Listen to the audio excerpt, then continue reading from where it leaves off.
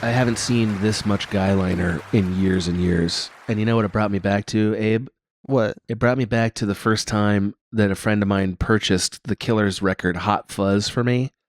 Oh, I got that record 2 months before it broke out, and I was literally a hero with all my friends for knowing about it. It was like the you're best. so cool. I You're was like, that I got- guy who knew about the Killers before they were a thing. Did you automatically get eyeliner? Oh yeah, as yeah. soon as it you grew out of my received fucking the eyelids. Yeah, immediately. Hell yeah! I Immediately. thought you were gonna do like some Fallout Boy or some shit. Oh, dude, I was like What an issued era. a standard faux hawk and a set of keyboards. You know, they just handed that shit out in the mid Just 2000s. fucking little Hayden Christensen's for life as a house. Yeah, baby. That's Just what running they did. around, being sad. Oh, I was so sad. I love Artfully that. sad. There's a scene in this that is so fun, which is that at a funeral, there's two goths, and they're Oh my start God. taking over the funeral, discussing how sad they are, and the mother just goes, "Go the fuck home, children. I lost my child today. Yeah, I have a monopoly on pain." every digression in this movie is very good.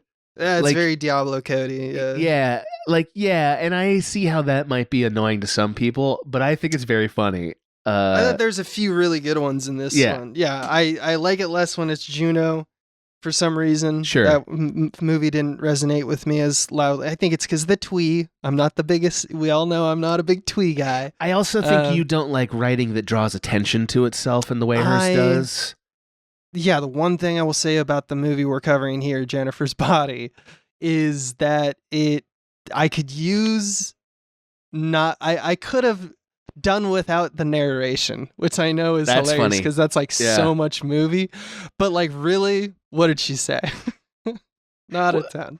Yeah. I mean, you know, I Which think just means it's good narration because it's not expositional. But I'm just like, but also I don't need. I can see how you're feeling. I don't need you to be clever with it. what's an Academy Award winning screenwriter to do though, Abe, with their follow up, right? Like That's true. Like they're gonna write voiceover because they're like, that's the one thing I'm not supposed to do. Fuck Well, you. I mean, at that point, you can do literally anything. 'cause Right. You've got it. You This is- understand how scripts work. What a fun movie to be your follow up. By the way, Yeah. like this is Also, not what you'd expect. Fantastic. Yeah. Yeah, Absolutely. that's fantastic. Anyway, this is Directorpiece Theater. I'm one of your hosts, Adam Ganzer, and with me, the esteemed and professorial colleague of mine. That's right. I'm Abe Epperson. You never do it. You never do it on I- time, ever, buddy. Can't help myself. You know, like that. There's something about scorpions crossing Yeah. rivers. Yeah, with yeah. Yeah, Frogs you gotta or some sting 'em. shit. Yeah, I know. You gotta Yeah, sting you 'em. know. Yeah, You know. I do. That's me, baby. I'm the Joker, baby. Yeah, the Joker, baby. exactly. I Well, am Abe damaged. has a theory, and also, as I understand it, a deadline. So, like, buddy, let's jump get right on. into that theory. Let's get on it. Shall So we? Let's talk about Jennifer's Body, 2009. Let's talk about that. As we mentioned, written by Diablo Cody, directed by Karyn Kusama, who actually has had a pretty good career, especially in TV, ever since this movie. Kind of jumping. This movie kind of, I think she started with Aeon Flux, which is 2005. That's interesting. Which is crazy. Yeah. Yeah, that movie kind of didn't do the best. But then after this, she kept getting work. The Destroyer from 2018. Yep. The Invitation from 2015. She's an EP on Yellow Jackets, which is And pretty big. now Yellow Jackets EP. She's running the show and has gotten plenty of awards. And so I think that this is a good combo of people that were going to make this movie. It's about Jennifer's body. It's about how we look at Jennifer's body. Jennifer's body is inhabited by Megan Fox. And there's just so much to like about this movie. We have Amanda Seyfried. Yes. Who is our- Seyfried? Seyfried. Is it Seyfried? and- Okay. That's as far as I understand. Okay. Please correct us if we're wrong. All right. J.K. Simmons is in this movie. Amy Boy. Sedaris is in this movie. Boy. Yeah. Adam Brody's in this movie. They're all killing it. They're all killing it. doing insane things. Even Chris Pratt is like pretty decent in this movie. Chris Pratt has like the shortest A funny little cameo. Yeah. Funny little cameo. Where he happens to say a slur. Right, very, yeah. very good. It's 2009, baby. Yeah, You get a few of those in a horror comedy with teens trying to sound edgelordy. They're gonna drop a few R bombs and a few F bombs. But this is maximum Megan Fox. Like, and by that I mean like perfect use of her. It's post Transformers world. Yeah. Where they basically know what has happened to Megan Fox and like what criticism and society in large couldn't deal with Megan Fox being so goddamn hot that they had to make this movie. She's perfect for it. And you'll see why in a second if you haven't seen it. But I just wanted to say it's through the thoughts and kind of our main character who we open up as she's like in a mental institute is right. The character Needy, who's played by Seyfried, and yeah, we kind of see of her talking about having been best friends with this Jennifer Check, who is Megan Fox, and she's super popular and she's super into him, and she like basically worships the ground she walks upon. And this is a slasher film that essentially what we find out is that she, due to some I guess we can call it like demon ritual, Megan Fox gets possessed by a demon and then just goes on a killing spree, killing a bunch of these, shitty teens. And that's kind of what this movie talks about. So you can see how Jennifer's body, not Jennifer, not her mind, how this is kind of not a justice film, but a kind of role reversal on the slasher genre. Let's talk about what a slasher genre really entails, because there's a history here, and I think there's a history that really kind of discusses why it's perhaps last month you talked about film noir and the idea of the damsel in distress, or the idea of the femme fatale, is one of the more weaponized male gaze genres that absolutely we can think of, and I think you're right about that. With the exception of, I think, slasher being the big one. Okay. And it's not just about looking at women, teens' naked bodies. It is that. But the concept of the slasher, or for a lot of these, and I would say this is definitely a part of the final girl film, or the concept of final girl, is one of the most basic American cinematic forms, because it's just, we've done it a lot. It's often cited we that... just love it. We love it so much. Yeah, we do. Yeah. We still make them, and long-standing. I mean, all genres have, but rarely do genres keep going and going and going. It's just crazy.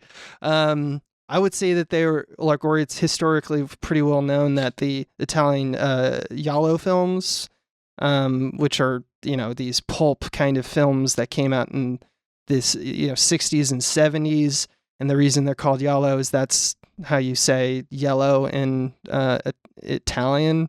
I'm going to believe you. I'm not even going to look it up. I'm just going to believe you. Pulp stories that came from like yellow books, these yellow books that they sold. And they were just like slasher of the week kind of thing. And they're usually whodunits. But they started making films of those in the 60s and late 60s and early 70s. And by the mid 70s and early 80s, huge hits, things like Halloween and Friday the 13th became popular franchises and almost were mimicking the blood and gore of those era films.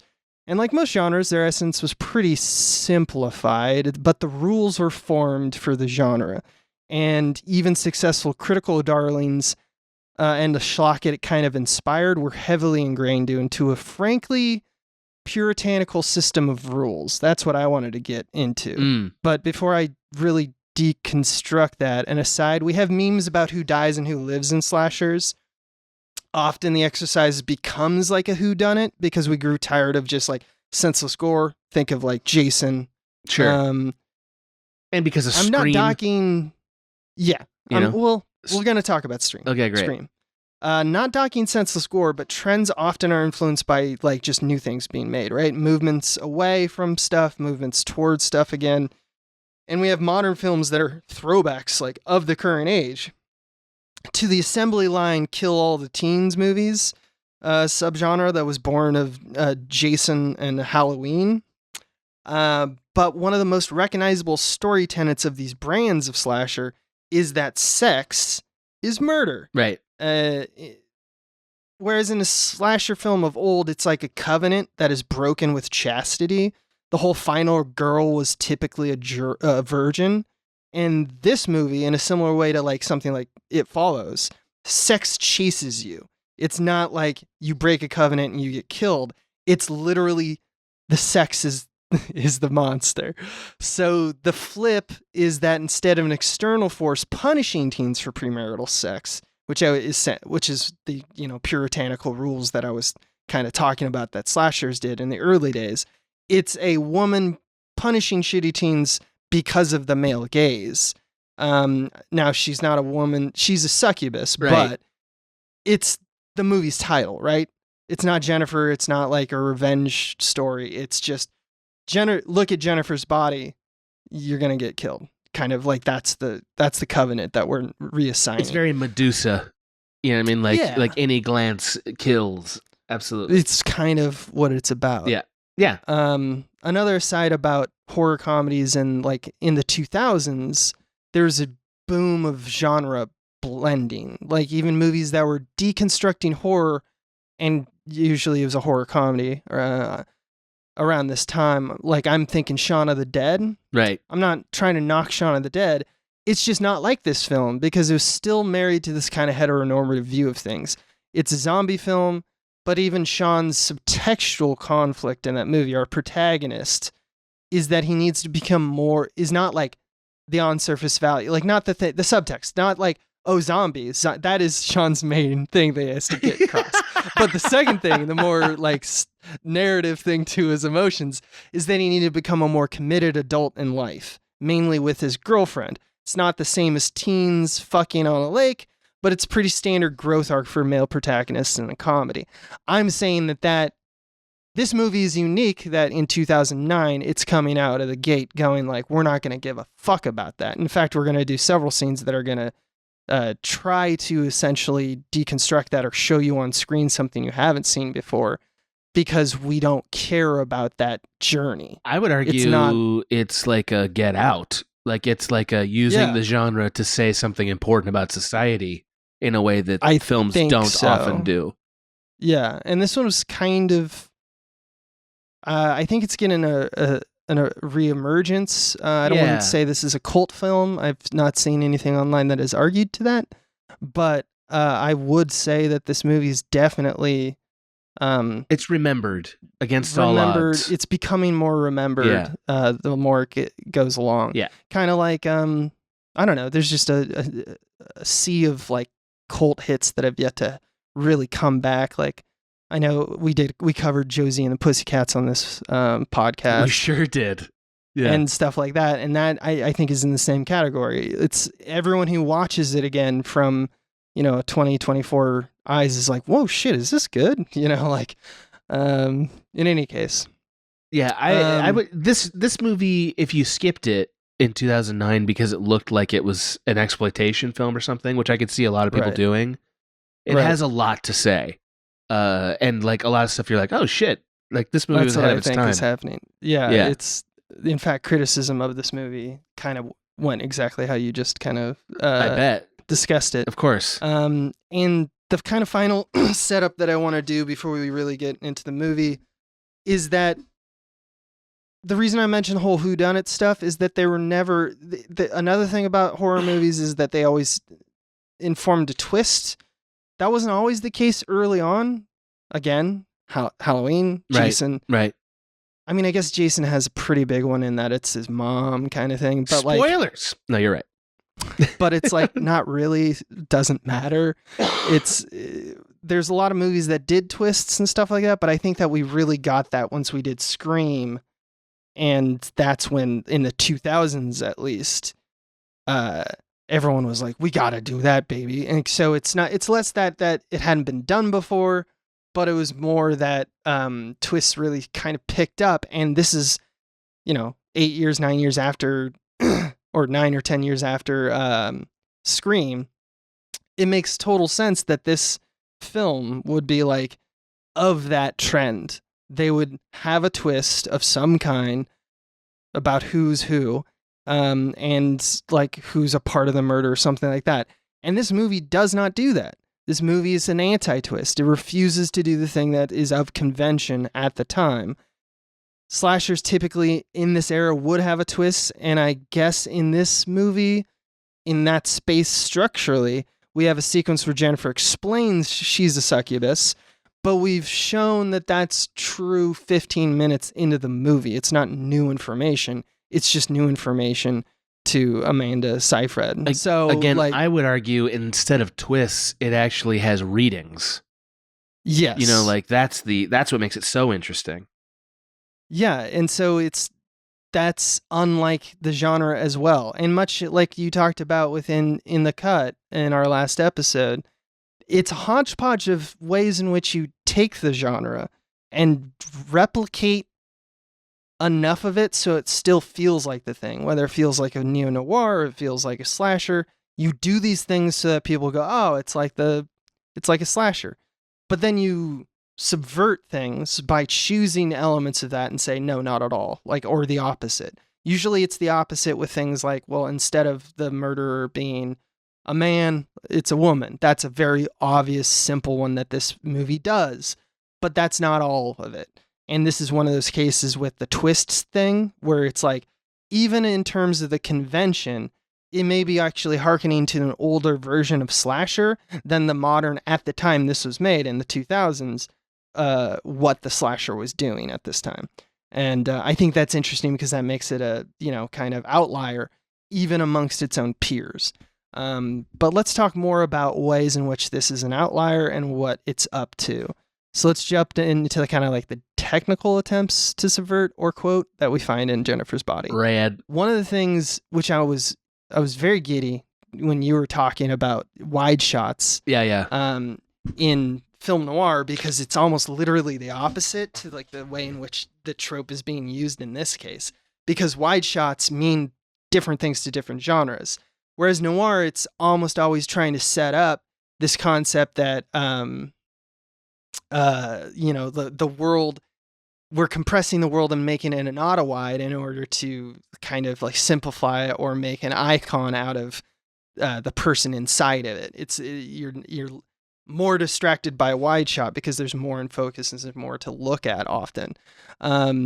Slasher films actually rely, I think, on wide shots and medium wides. They play a lot in it for scene work because it's efficient to shoot. Yep. And that's one of the things about that this genre is that it's most of them were made for money. But I think it's an important thing because it often where the money goes away from in a movie or in a genre, it's what that genre or that story doesn't care about. And here in slasher genre, teens, we just don't care about those turkeys. Their bodies in space. I imagine like a medium wide shot with like 6 people in it. That is classic slasher stuff in the Act 1 because it's just bodies in space. It's just like, here's a promise that we're going to thin this herd by the end of this film. Right. It's actually, it's actually the easiest way for us to track as an audience that stuff has happened. Is that there's just not as many of you now. Yeah, exactly. But this movie, there is a body count, but something that's interesting is it's not typical of a slasher where it's like a bunch of teens go to a cabin and they're all together and they're going to get killed one by one, but they're all friends and they all know each other and it's like a core group. This is very different because Jennifer is systematically killing all these boys that are in complete walks of life. She kills a jock. She kills like a nerd. She kills like a goth kid. Right. So it's like going down the laundry list of like teen archetypes as opposed to trying to kill like one group. Right. This isn't a group of friends or people who are in any social sense related to anything other than the fact that they're typological. They're typological. Actually, when you look at the way in which this film is shot, it's all about that archetyping, taking that archetyping and making and showing how isolating it is. Right. Because if you look at the way that it's shown, the movie loves close-ups, like center punch close-ups. That was kind of in vogue at the time with like, indie directing in 2009. But whenever we look at Megan Fox or Amanda Seyfried, or we look at the boy who's about to die, realizing that like this Megan Fox type is going to eat him, those moments are shown in close-up. And that is actually kind of off-putting because in slasher genres, or in the slasher genre in general, you don't get that. You never get that. You get a medium wide of the beautiful action of like a machete cutting through a body, and then, or the body getting tossed into a tree. Right. You don't get, oh my God, the horror, like it's fucking Heart of Darkness up in here, like this is a crazy big maneuver I think this movie makes. And it actually kind of makes the movie a little more scary, because you kind of see these, especially with when it's like Megan Fox is talking to Amanda Seyfried, and they're like, she's discussing in that scene where she's like, I'm a succubus. Every single shot that they do that's the close-ups, it's like, oh fuck, is she gonna kill Needy? And then it cuts to Needy, and Needy's like, oh shit, is she gonna kill me? And that tension plays a lot better in the close-ups than it ever would in a wider angle with more bodies in space. Completely agree. It's also scary on a different level than what's gonna happen. It's scary on a what does it mean level. Yeah, which you don't get that in horror movies very much. You don't. And this movie is not that deep, but it actually it picks at that scab effectively, I'd say. Absolutely. Another thing you mentioned in your last episode, and is used very different in this one, is the concept of like the fly on the wall cinema, like telephoto, handheld stuff. This is also a fair convention in the slasher genre. Usually when it's led up to a murder, because the origin of the idea is Jason or Michael Myers are watching their prey, waiting for their moment to strike. So it makes sense that we'd shoot these handheld voyeur shots to represent that. Over time, it became, this is just an aside I have, because I like talking about how film has theories and it moves over time and people start doing things and they don't know why, but they do it because they've seen so much of it before, and there's this kind of convention that tells them you're supposed to do it like that, right? And over time, I would say that it became convention. We have loads of examples when it happens in a film, and specifically in a sequence that doesn't represent the POV of the monster, but rather it just wants you to feel like that's possible. Someone could be out looking. Someone could be breathing and watching watching these teens fuck. And it's like, that's not necessarily the case anymore. We haven't shown the monster. There may not even be a murder scene. It's just something that the slasher genre has decided, let's do that because it feels like all the movies that have came before us. And so it's a callback to the genre's kind of grammar and not wholly motivated by the scene. Now, Jennifer's Body doesn't do any of this. You're always with Jennifer. She doesn't creep around the corners. She's literally in your face. You are the reason she's here. Her body, namely. Right. So she just lets her prey come to her. And that is a way, like, that flips the slasher genre completely. One of the only aspects of the slasher genre that is unique to it is that you have this guy who's systematically destroying this night for a bunch of kids, and it's who's gonna die next, and oh, they're alone, I bet they're gonna die. It does none of this. It does the reverse, where Jennifer just arrives on a scene and goes, hey, do you want to have sex with me? And then they're like, yeah. Yeah, the answer's always yes. Yeah. And then you move camera with them, and then she kills them. That's just very different than the slasher convention. Actually, there's been permutations since then on this. Like, did you ever see Mysterious Skin? No. That Jonathan Glazer film? Oh, really? I was gonna. Oh, Under the Skin. Sorry, not Mysterious Skin. Under the Skin. Yeah, Under the Skin. Yeah, that's very similar. It is. It's Scarlett Johansson. It's much more like fundamentally a horror film and not a comedy at all. Like there's no comedy in it. No, but it's similar. It's more sci-fi than comedy. Yeah, it's a similar dynamic in the like the horror of it is the irresistibility. Like nobody can say no to this woman. You know what I mean? It's the same thing with Jennifer's Body. Like like you just can't say no to her. Nobody's going to say no to her. You know? And that's what makes this movie work, is that it's just a different, instead of a unstoppable monster, you just have this woman who's like a Madam Web, if you were, a spider type who would just be like, I'm going to suck you into my web. But it's specifically like one that is like irresistible to the man. And that's like the promise, or that's the pledge of the movie. That's why it's called Jennifer's Body, is that it's just talking about that aspect. That's cool. And it subverts the slasher genre by doing a thing that all slasher genre genre films do, but at the same time doing it in a way that none of them do it. I fucking love that. Agreed.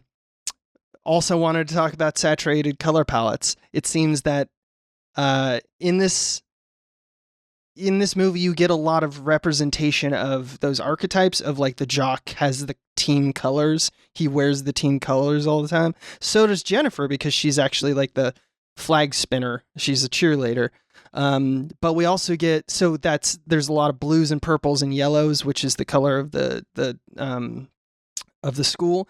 But we also get green, because it's nearby a forest. We get pink because we get like these teenage girls' rooms, and we get red because there's some bloody sequences. So it is all over the place, which makes it feel different from the assembly line kind of cookie cutter teen slashers of the previous decade, which are all blue and dark, kind of like what we talked about, when we talked about the Harry Potter episode and just about the digital intermediate. They all have this grungy vibe, and I think that's a reaction to several things. It's interesting because the switch seems to be around, late 90s. Scream wasn't that. Scream wasn't dark and dingy and blue and gray. But immediately after that, we got the digital intermediate, and all films started to color correct in that way, and they could. And because of people like Fincher and other filmmakers who really pushed that forward, the possibilities felt endless. So, and since it's also a cheaper way to get that baked in look, we started to see that in the early 2000s. So it's interesting because it actually happened at a time when you'd expect that the Hallmark kind of version of horror that's occurring, the thing that's going to absolutely shatter all the records and make horror feel like it's its own genre again, Scream, was actually not that influential in the look of and vibe of these films. So once again, Jennifer's Body chose not to go that path that had been well trodden at that point. The whole 2000s was this era, and they were like, I'm kind of over it. We're just going to go with saturated color palette. It's beautiful too. And I think it really is it is a kind of a beautiful film. Absolutely. It knows when to be dark and it knows when not to be, and to use that to great effect. Kind of like another film that I've mentioned already, It Follows, does the same kind of thing. Yep. Absolutely. Now, a lot of these colors are actually determined, I would say, as I kind of already alluded to, as locations. But another bit about the locations that we go to see in this movie is how iconic, once again, they are. They're all archetypes of the genre. For example, it's a school. That is often the case. A high school and a prom. Well, now I'm just thinking of Carrie, right? We have a lake and a forest. Right. Next to the school. So it's like designed to be the slasher school because of things like Crystal Lake and Jason. When we're not at school, we're in the suburbs and the backdrop of the suburbs with people looking out their windows and being on phone call on their own phones like that. That's straight from Halloween. That's fun. And that's a really fun connection. You're making this, and I'm like, oh shit, they are doing like little pastiches of different horror films. That's so smart. Do. Yeah. And it's really cool. And we get these little postcards of these spaces in a way that slashers typically represent them. Because I could just show you a forest and then we could go like, oh, it's like Jason, right? It's a forest. It's like, no. The way in which they use the forest, the shot of the forest, a girl and a boy walking alone into the tree line, that is a classic shot of Jason. You get it in all of the movies. Right. it's a suburb shot. So you get usually in this film, you get Amanda Seyfried looking out the window with like the reflections and fogginess of the outside sun reflecting on the window as she stares and wonders, should I be scared right now? What is going on out there? And that's directly out of Halloween. With Lee Curtis. And so it's just all this. It's not just that they're going to these locations. It's that they're doing clear signals and postcards that actually represent the kind of, like, if this was a magic card, deck, it would be like, you have gotten this archetype. You have gotten this archetype. You are now, going to be killed inside a forest. You are now looking out the window of your suburban house. It's just all of these classic shots, and they're recreating them in many different ways. That's fun. I love when horror movies know their own history and reuse them cleverly. I think that's why I think people love Scream so much, really. I think so. Yeah, because whereas in Scream, they kind of just announce it. Yeah, they talk about it, but they sometimes actually do it. And in this movie, they don't get that deep as much as I've just said. Like, it doesn't matter. It's not thematically tied. It's just a way in which you can believe that this is a slasher, so they can do the other thing. And that's what I want to talk about now, which is kind of like, so we kind of set this frame up of, here's the genre, and here's the ways in which this genre operates. Let's talk about the male gaze. And let's start by talking about the central romance. Okay. So Diablo Cody and company, people who worked on this film, discussed they wanted something that looks like a sex scene between Amanda Seyfried and Megan Fox. And so in this movie, they do that. It's very talked about because while it's interrupted by Seyfried in the way that it's like it doesn't move past, just making out, they shoot it in a way more intimate way than a typical sexy teen fanfare. In fact, if you look at something like Scary Movie, where it's just shots of these bodies gyrating on top of each other and then looking at each other's eyes in a two shot, you get those kinds of sex scenes. We literally have that sex scene in this movie that Amanda Seyfried has with her boyfriend. And that's not nearly as intimate and like close-ups of tongues and stuff that we get with the two women in this film. Right. There's heat for sure. It's definitely the hottest thing in the film by a wide margin, By design. Yeah, absolutely. And it's also by the fact that it's a gay scene. The movie got criticisms of being gratuitous as soon as it came out. So let's outline exactly what's going on here with the critics. They're saying it's being exploitative. Though that's fairly run-of-the-mill criticism for any Megan Fox film. She's so hot that people literally lost their minds, I think. And for the scene itself, I don't think it needs an explanation. Jennifer is a demon and doing psychological warfare on her friend, but I want to pull out something that Diablo Cody says, which is, quote, "Obviously we knew we were going to totally sensationalize it. They're beautiful girls. The scene is hot. I'm not afraid to say that. There's a sexual energy between the girls, which is kind of authentic, because I know that when I was a teenage girl, the friendships that I had with other girls were almost romantic. They were so intense. I wanted to sleep at my friend's house every night. I wanted to wear clothes. We would talk on the phone until our ears ached. I wanted to capture that heightened feeling you get as an adolescent when you don't really feel as yet a grown-up." And then she says, you like your friends when you're a grown-up, but you don't need to sleep in the same bed with them and talk with them on the phone until 5 a.m. every night. So that's something they wanted to depict, is that there was this kind of sapphic relationship between the two, because that's just true to life for her. And then we get this critical kind of heat coming back that is just feeding this like obvious remark that the movie's making. There's this fanaticism that's happening with Needy and she has for Jennifer, and you're paired with like the opening of the film where it says literally hell is a teenage girl, which is a reference to the fact that that age is where people become sexual and confusing and emotional in a very real way. That all makes this feel pretty consistent. And here are the critics just saying it's exploitative. And I'm like, did you see the film? Do you not know what the exploitation is? That's kind of the whole point of this movie, is the audience is the one doing the exploitation. So whereas in the other films that we've talked about with deconstructing the male gaze, it's sometimes used for the benefit of the character where they like have to see things in a certain way and what the fuck is up with that. This movie is very much taking to task the audience and at large society who says this is how we look at Megan Fox. This is what matters to her. When the film, I think, is very successful in deconstructing that, we still have a lot of critics just missing the point. Well, I think also, again, this is a point toward complexity where people don't want that. You know what I mean? like I think they don't want it to be pointed out on a really simple level. They want a sexuality that is yes or no. I mean, like, are they gay? Are they not gay? You know what I mean? And it's like, well, that's not really the world that we're in here.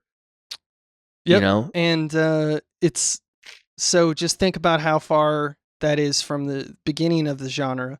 Right. Where you had this puritanical way in which if you're not having sex, you're not dying.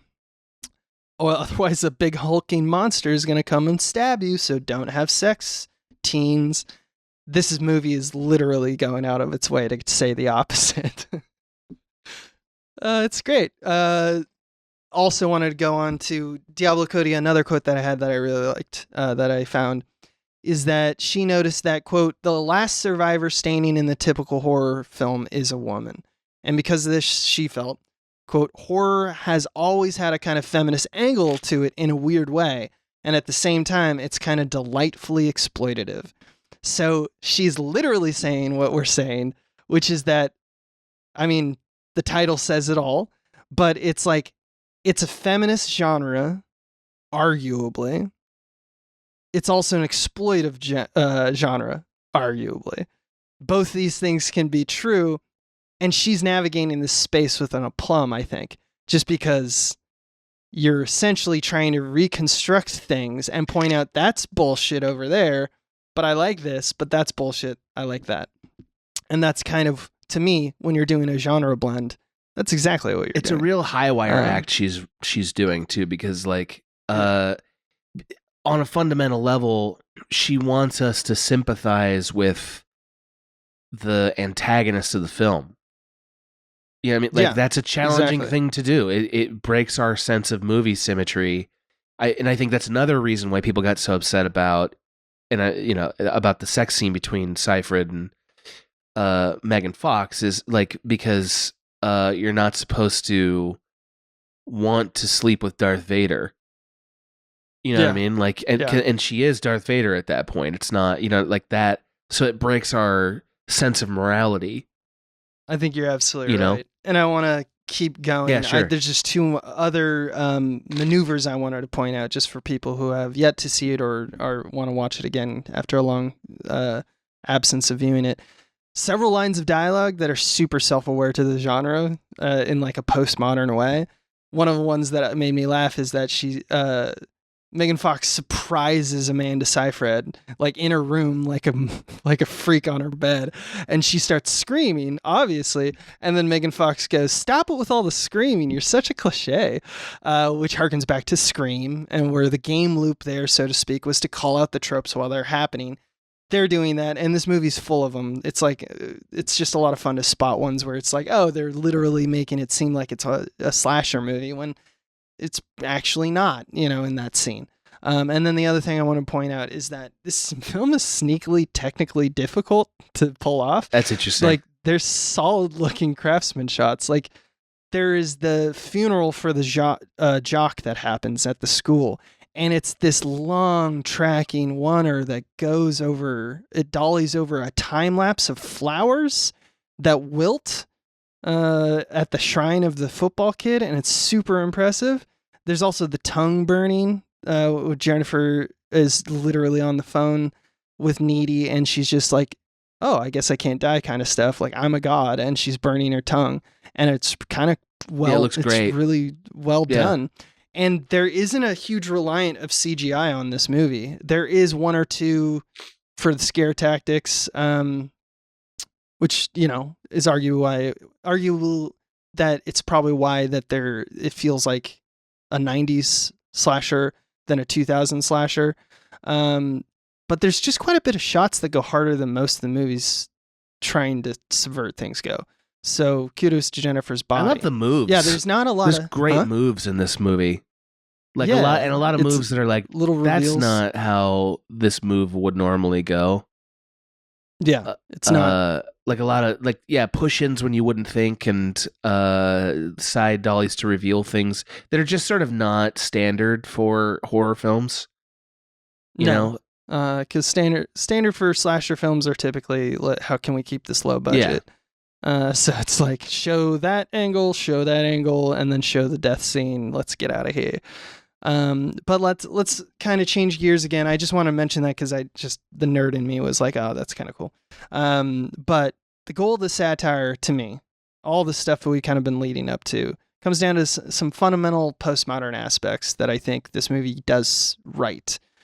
Because we've rarely seen in a postmodern kind of film a straight deconstruction of the male gaze as a parody of itself. In other words, the slasher reconceptualizing the male gaze and using it as like a weapon, as opposed to making it as a part of the story where it's like, you know, it's being attacked, or the people who have the male gaze are determining the rules of the game, which is a slasher. That's what the slasher genre does.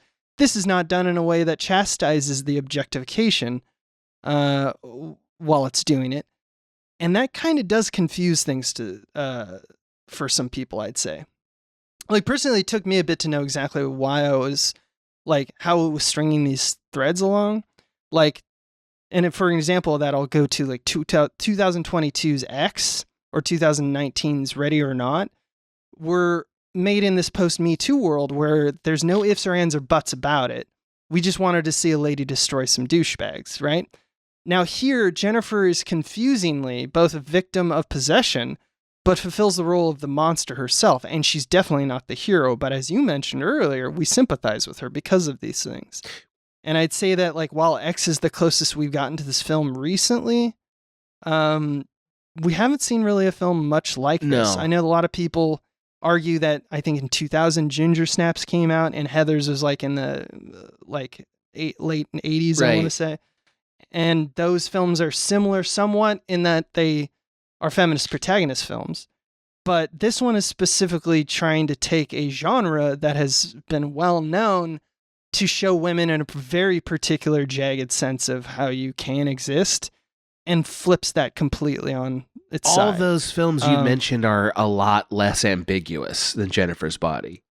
Like, the thing about Jennifer's Body, you know, and I don't want to get off on too big of a tangent here, is that it dares to ignore the standard moral categories that you use to define who's good and who's bad. See, like, even X, which I like, I've liked, you know, Pearl, and I'm gonna see the sequel, the third one, right, Maxine.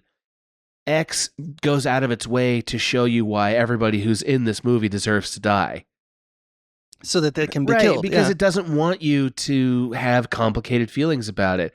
Whereas this movie has the audacity to kill a lot of innocent people.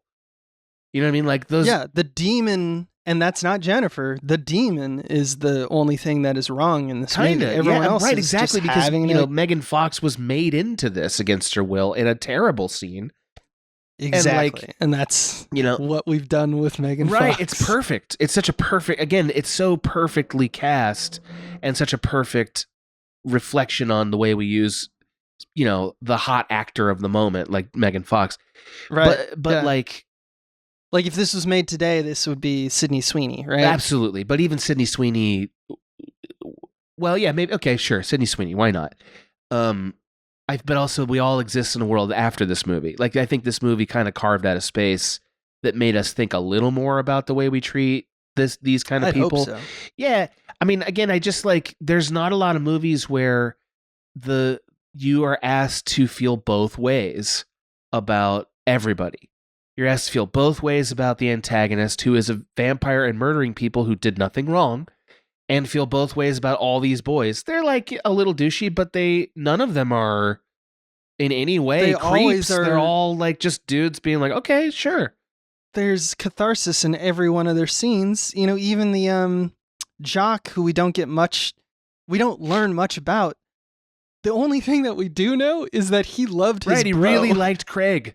And really he's cared sad about him. That he's grieving, and she takes this moment of his intense grief, and just says, "I'm gonna kill you," and that's fine. But he's like confused. He's like, "I don't want to have sex, but like you're Megan Fox, and okay." And it's like that is funny to me because it's also like you're not rooting against anyone. And you're not really rooting for anyone. You just want everyone to get out of here. But yeah, that's a unique aspect of this film. Tough. Is that ambiguity? Yeah. And it's tough to navigate. That's why I think it does confuse things for people. It may not be why that like it didn't do that well, and this may be why because it's I think you're gonna blaming the audience for doing something, and at the same time not being a clear indication of like knowing exactly what you're supposed to feel in each moment. I think you're about to get into the main thing that I'm not going to say a problem because I know people are going to come after me if I say that. The main thing that I would point to and say this is where it's doing just the slasher and we lose our compass about what to think about the film because of this. So go for it. So let's talk about one of the things that is, I would say is one of the larger knocks, and it's where it digresses from. It tries to have its cake and eat it too. It tries to be, we want to do something that is of the slasher genre, but we also want to follow those rules, which is a shame because it's never chosen to follow the rules. It just does it as like a thing to say, like, here's how the world looks. The one time they do this is the final girl scenario. So the hero of the story that we're actually talking about is this, what I would say, poorly conceived, frumpy Amanda Seyfried, just because it's tough to do that. You know, it's a she's all that kind of scenario. Yeah, sure. And herself, the character, isn't a virgin. We actually see her have sex with her boyfriend early up. So that's one element of the hodgepodge of this movie, of the slasher genre and the reconstruction aspect of it, that I think muddles things for a lot of people. It picks and chooses when it's a direct reference and when it's supposed to be a satire. She's not the hot girl, but she's also not a virgin. And I personally don't think this is a huge problem. I think it's mostly necessary just for the story to go and like tell the story it needs to tell, and not like have Megan have like a monologue or a narration or anything like that, or Megan Fox's character rather, I should say. The game of the film is very loud and clear at this point to me, and so it doesn't distract it enough for me to be bothered by it. But I did find that is like, well, so now you're opening the world up to this concept of like justice, or this concept of who deserves what at the end of when all the cards fall. And this movie has been saying fuck the puritanical rules of the slasher genre the whole time, and now suddenly it's hypocritical.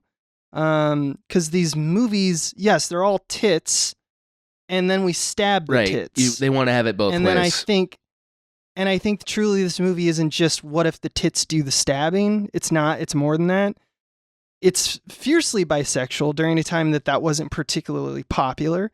And yes, all the boys are dumbasses and not super fuckable. They did J.K. Simmons dirty, but I'm straight and I know he's maximum fuckable and everything.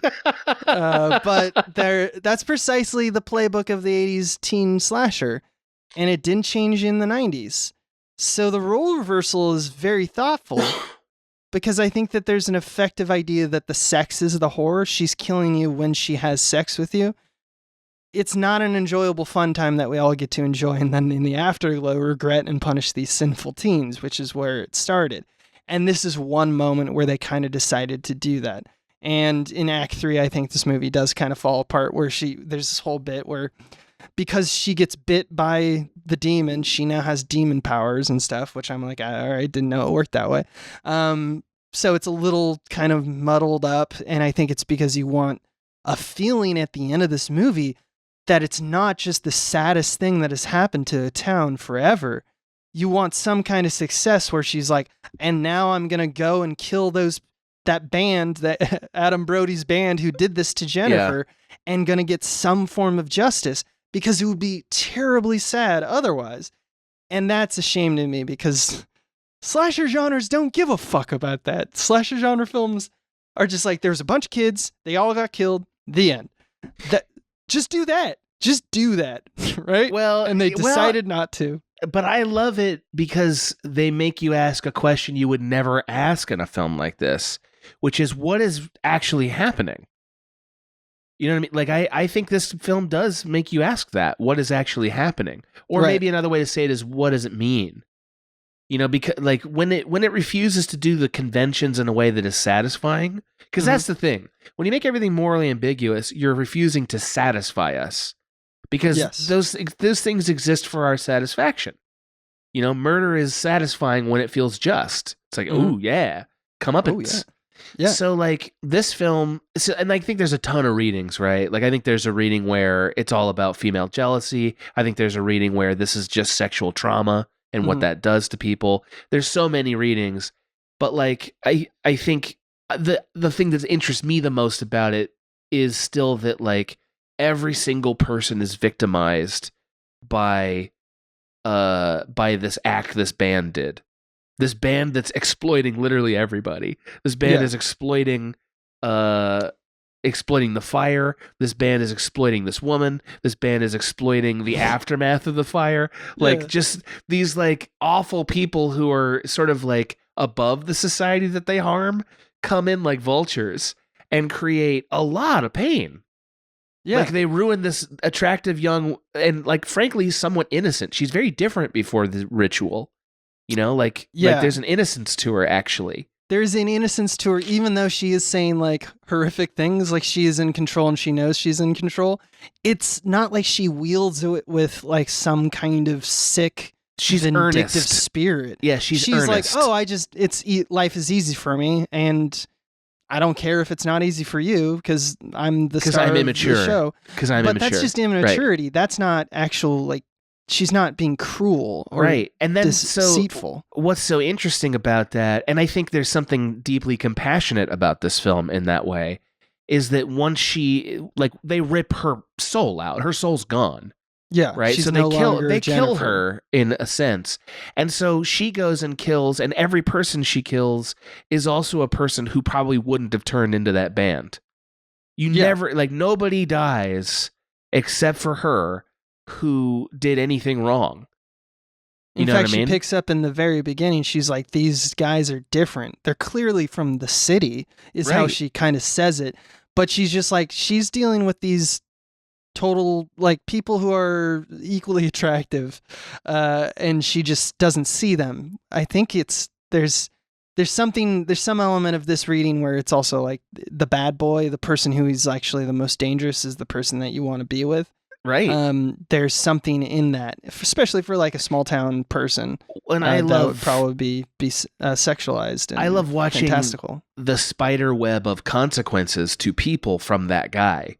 Yeah. Like that's really interesting to me to watch. Like even this like innocent young woman who had a boyfriend she likes, by the end can't keep that boyfriend and like is herself poisoned by proxy. Just because of the thing they did. Yes. You know what I mean? Like it's a very effective but still compassionate look at the effects of toxic masculinity. Before that was a talking point. Yeah. And sexual assault. Exactly.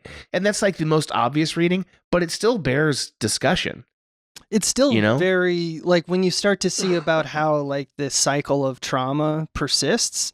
There's an element of that is, I think, true to life. Now, I don't think that anyone who is has sexual assault done to them is going to become a demon or rots that onto other individuals.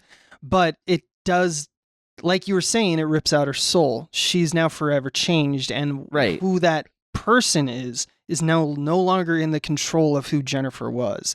That's what this movie, I think, is saying. That's a generous kind of offer of, I think, what this movie is saying. Yeah, I mean, it's just acknowledging the fact that damage gets passed on. You know what I mean? Like that it's not a dormant thing. It gets passed on.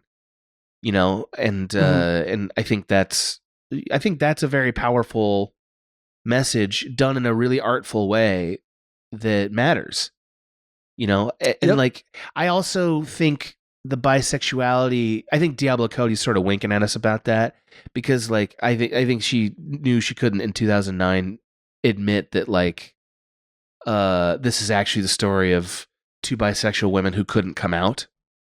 Right. Like they couldn't really have what they wanted, and so there had to be a lot of mess and jealousy and vengeance because of that. Doing some walking for others to run. Yeah, and I love that too, because I think that's another true story, that a bunch of people had to get hurt in this sort of superfluous way because these two women weren't allowed to want what they wanted, or go after what they wanted, or tell themselves that they're disgusting for what they wanted. Right, exactly.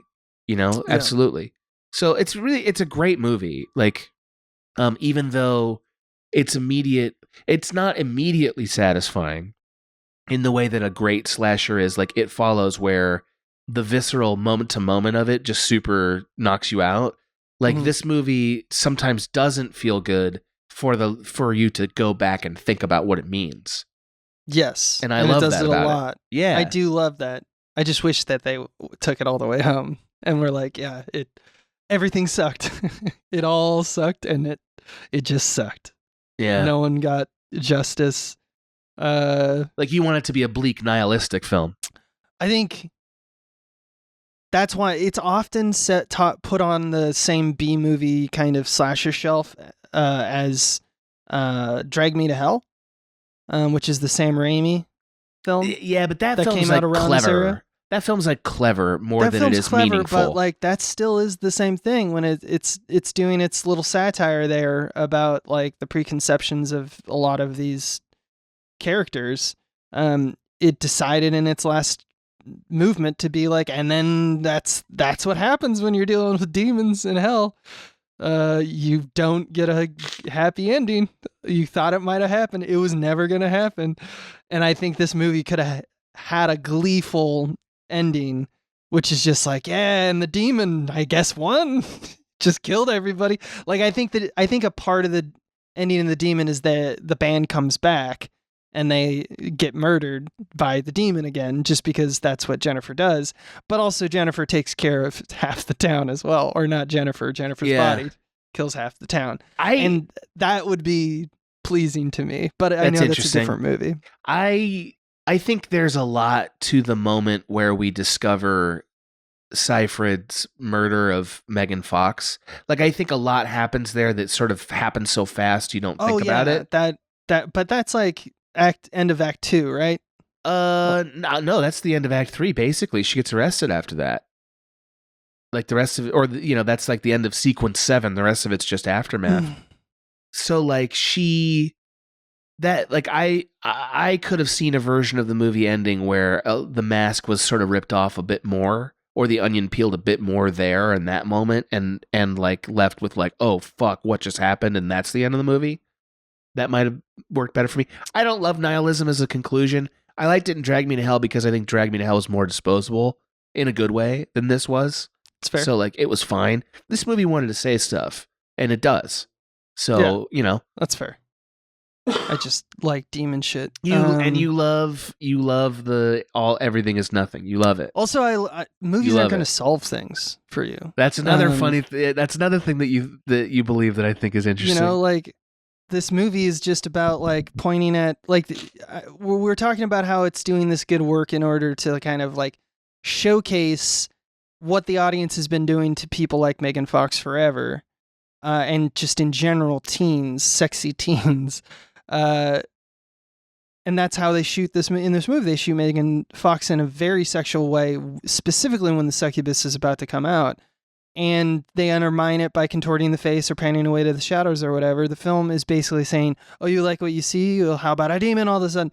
And so, because of that, like I think that deconstruction is not something that you have an answer to. The movie's not going to have an answer to saying, hey, you not ever notice that you do this, audience, that you want kind of to get the sexiness, and then you want to get away scot-free without paying for it or whatever. Like there's this concept of, can I have that and also go home and still feel justified, or, you know, like not like I just looked at a sexy teen. Is there a way I can do that? Well, that's where the puritanical rules of the slasher genre walk in, and they say, you're all right, baby.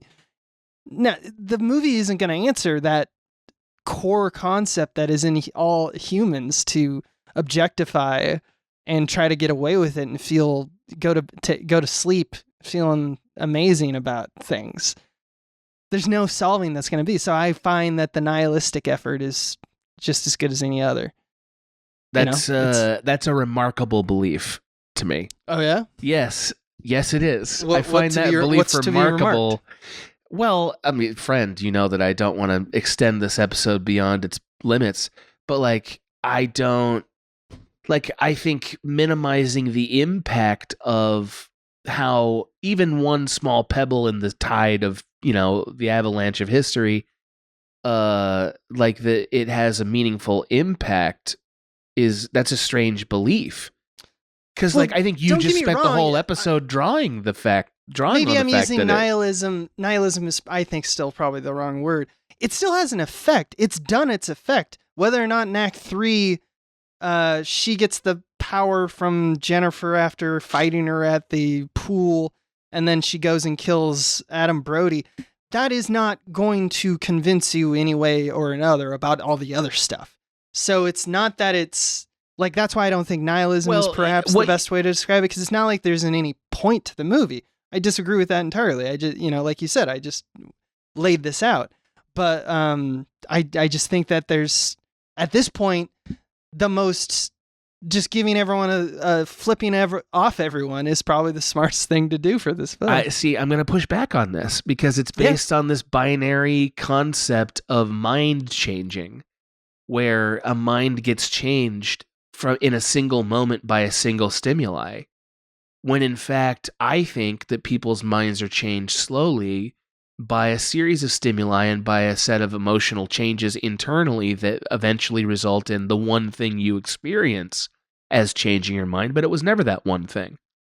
It was always a series of things. Like, for instance, you know this, I grew up very conservative, right? So like, I grew up with a very limited view of, for instance, racial justice, right? I went to a college where I took an African-American literature class. That class fundamentally changed my ideas about what our racial history was, because I started reading literature, right? But it wasn't one book or one argument or one day in class, or, you know, it was like all those things combined with making friends of a different ethnic background that suddenly made it untenable for me to view that issue in the way I had when I was, 19.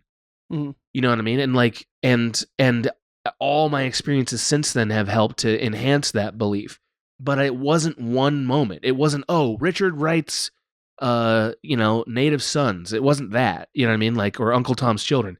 But it was a series of things, and I think this movie is not the one movie that changes our views on bisexuality or on sexual trauma, like you're saying.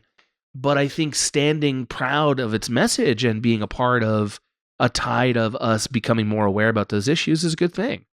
I think you're right. I mean, I don't actually think we disagree as much as you're making it sound. I'm just like grandstanding now. Just because, honestly, I'm just saying, within the first 2 acts, you have done the thing. So you don't need to do more, is what you're saying. Yeah. And you like also everything's jokes and who gives a shit. I like everything's jokes, and I also like everything inconsistent. And this is one of the parts where I'm like, wait, so now we're falling back on the puritanical system of like slasher? Where you like buttons and sketches where it's like, and now the sketch breaks down, because that's your thing. You like to break shit down. Yeah, maybe. You love it. But you love it, and I love that about you. In any case, Jennifer's Body. Yeah. Not a bad movie. For something that you'd expect to be pretty superficial. And it's not that it doesn't have its superficiality, but almost any time that there is a superficial notion in this movie, you can't help yourself because of what I think the filmmakers were doing with the genre interplay. you can't help ask yourself, why is this superficial? Which leads you to the promise of the title. I'm the monster. Not at all. No, it means so much more than it had any right to mean. And like, it's easy to dunk on Diablo Cody for being sort of self-aggrandizing in her writing, but she does have really good ideas. And this was a really good idea with a lot of good jokes. Like, there's a reason we know who she is when she's a writer. There's not that many writers who we know who they are publicly like her. Mm-hmm, mm-hmm. This is a cool story, and I think, there's a reason it's come back around as a film that matters. Because it was a little pebble in a tide. So yeah, there you go. Good work. That's Jennifer's Body, and we won't do male gaze stuff for a while. If we did it 2 months in a row, probably not. We'll try to avoid that one for a little bit, just because it's funny that we both did 2 episodes in a row about it. But 2 great movies that we discussed that happen to have that at its central theme. We'll see in a month. I don't know what we're going to do because we're going to take this next month and decide and write these. But thanks for joining us on Directorpiece Theater, everybody. Yeah, we love doing it. Hope you guys loved listening to it. We'll see you next time. Love talking random film theory with my buddy. Oh, it's the best. I love you pick good movies too. You always pick a movie. Thanks, I'm like, huh. I wouldn't have thought about that. Or you picked movies I tried and didn't get a theory. That's another one of your sneaky talents. Like you're like, oh, you got a fucking theory out of that? I tried. I couldn't get any juice out of that orange. I don't know, man. I think my brain is just I just got that smooth brain, Look, so you've blown up this sketch. Look what you do. Yeah.